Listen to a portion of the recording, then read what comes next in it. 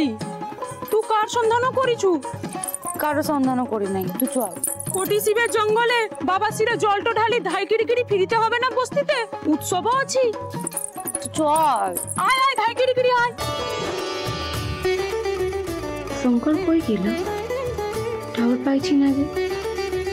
আমি তো আজ শঙ্করের নাম করে পুজোটা দেব।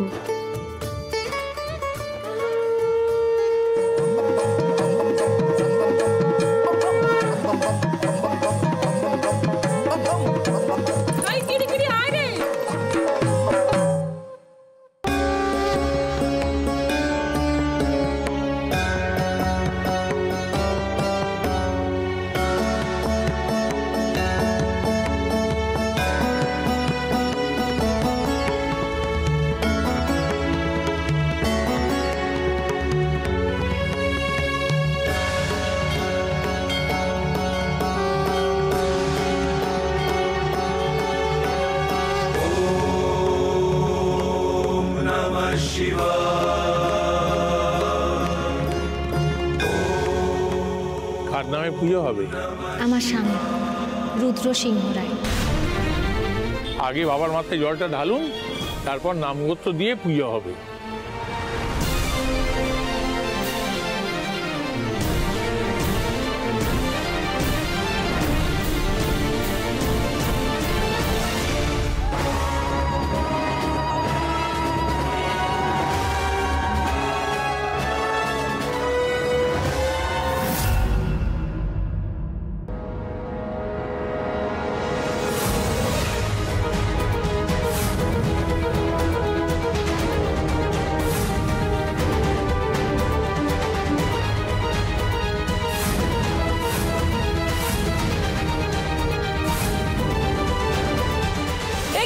তুমি বৌমা কে আপনি?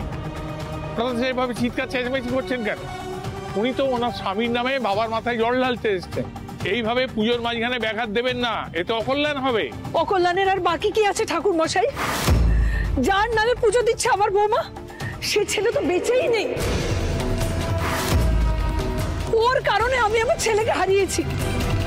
আমাদের যে পুজো দিতে নেই, আমাদের এখন কাল অসহ্য চলছে।